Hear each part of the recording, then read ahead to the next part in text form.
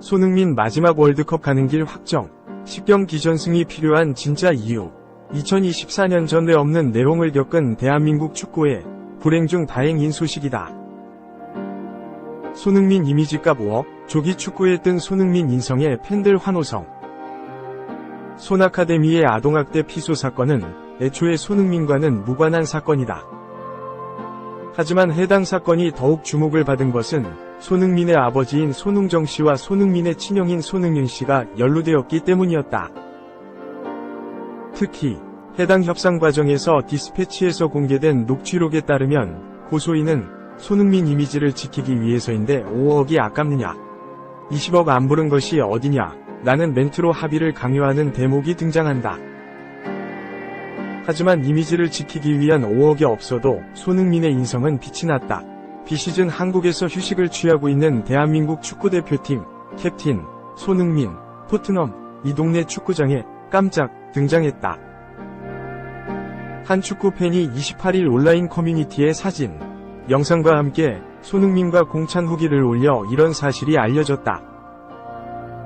손흥민 측은 손흥민이 27일 저녁 축구장에 간 게 맞는다 고 확인하면서 개인적으로 운동하러 갔던 것이라고 전했다.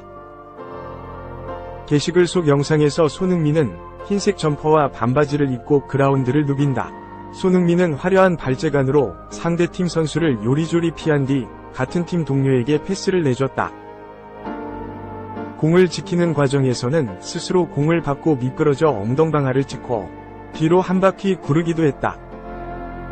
손흥민은 별일 아니라는 듯 곧바로 엉덩이를 툭툭 털며 일어났지만 주변 사람들은 그의 부상을 걱정한 듯 탄식하며 순간적으로 모여들기도 했다. 작성자는 손흥민 측이 먼저 경기에 뛰고 싶다는 의사를 전해왔고 손흥민과 1분 같은 15분 동안 볼을 찾다 고 돌아보며 오늘만큼은 제가 성공한 덕후 성덕. 대한민국에서 가장 운 좋은 남자라고 생각한다 고 감격해했다. 최근 수많은 스포츠 스타들의 일탈이 잇따르고 있다. 그의 팬들도 크게 실망하고 있는 상황이다. 하지만 수백억 몸값의 손흥민은 팬들과 조기 축구 팬서비스를 하며 그의 인성을 더욱 돋보이게 만들고 있다. 한편 손흥정 감독은 손흥민을 연루시키지 말라. 잘못한 것이 있다면 처벌은 내가 받겠다 라며 검찰 조사에 임하고 있다.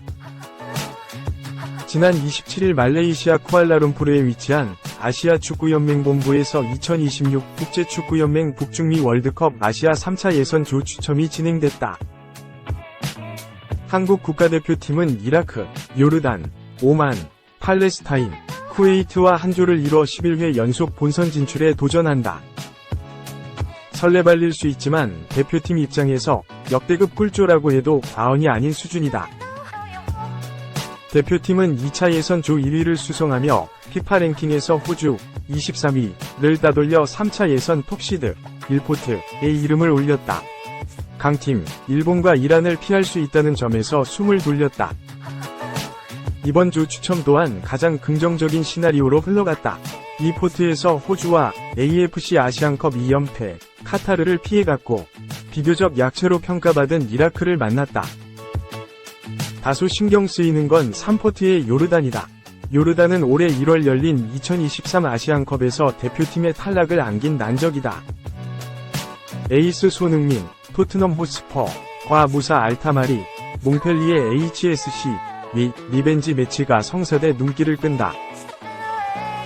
4포트에서는 파울루 벤투 감독의 아랍에미리트에 비해 전력상 한 수 아래로 꼽히는 오만이 추첨됐다.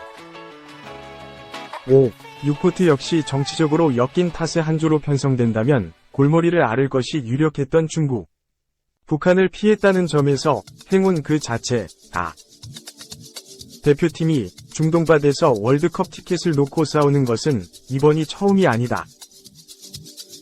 벤투 전 감독이 이끈 2022 카타르 월드컵 3차 예선 당시 대표팀은 이란, 아랍에미리트, 이라크, 시리아, 레바논을 만나 다퉜고 이란에 이은 조 2위, 7승 2무 1패로 본선 진출을 확정 지은 바 있다.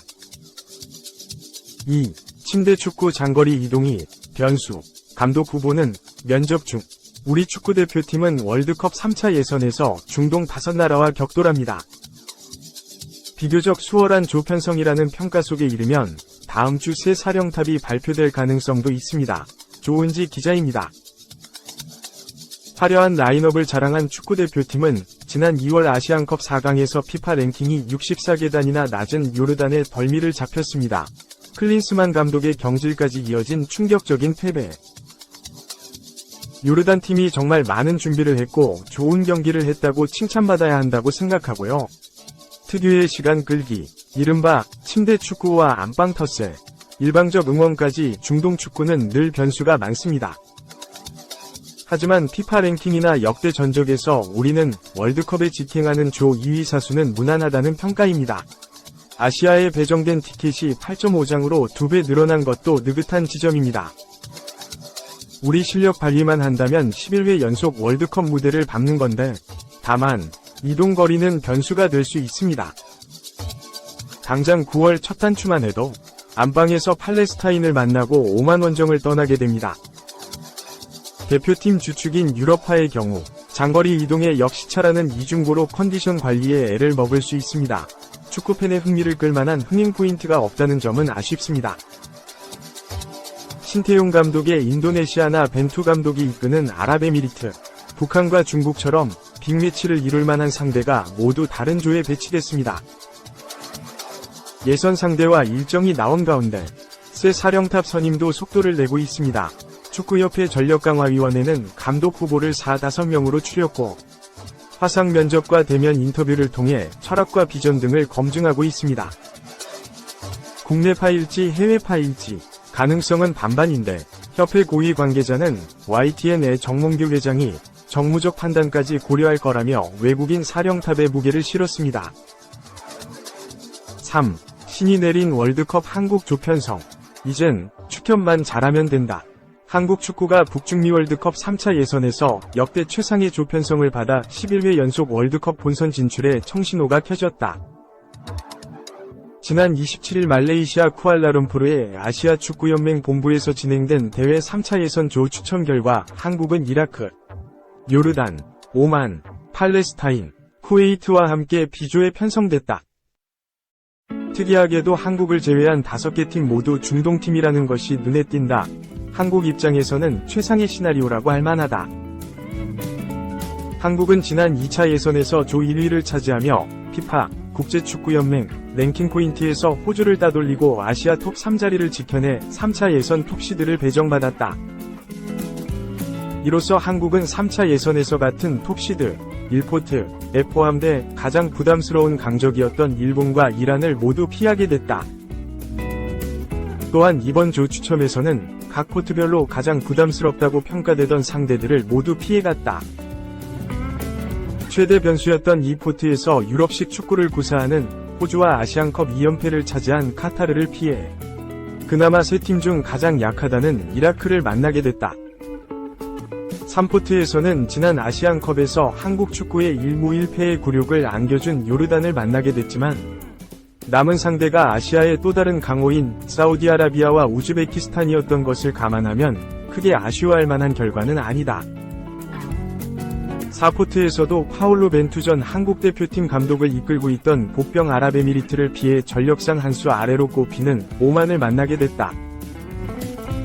약팀들이 배정되는 5포트, 중국, 팔레스타인, 키르기스스탄과 6포트, 북한, 인도네시아, 쿠웨이트에도 경기할 만한 상대들은 있었다.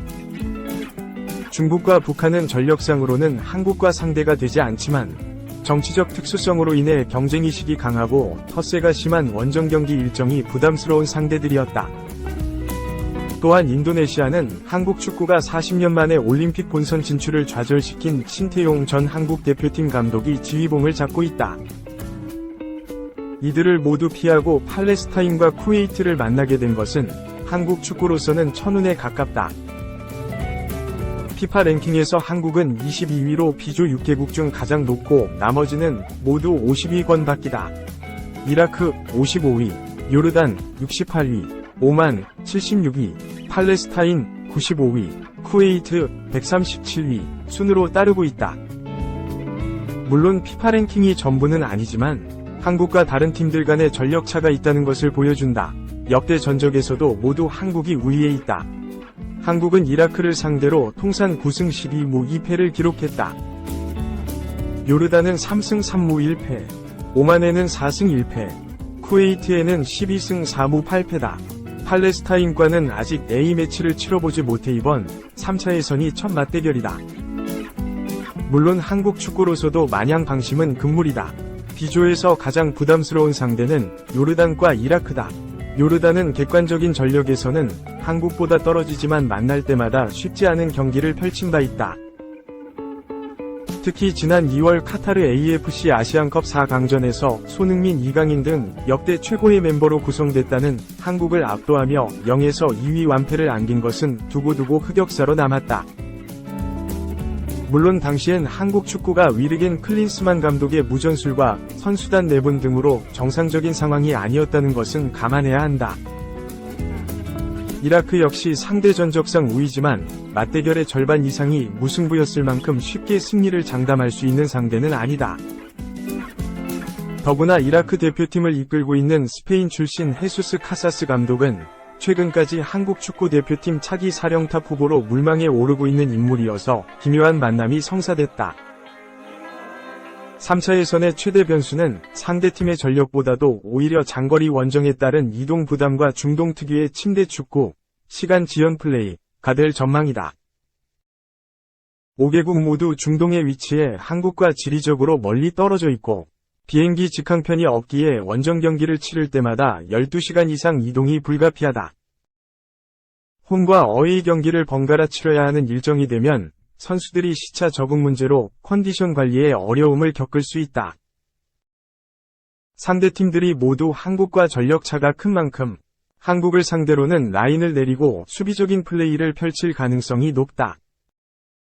여기에 한국이 이른 시간에 선제골을 넣지 못하고 오히려 역습이라도 당한다면 어김없이 그라운드에 드러누워 시간을 지연하려는 악명 높은 침대 축구가 등장할 가능성이 높다. 최근 들어 피파가 추가 시간을 엄격하게 적용하는 것으로 인플레이를 강조하는 분위기이기는 하지만 중동 특유의 교묘한 심리전과 도발은 항상 경계해야 할 대목이다.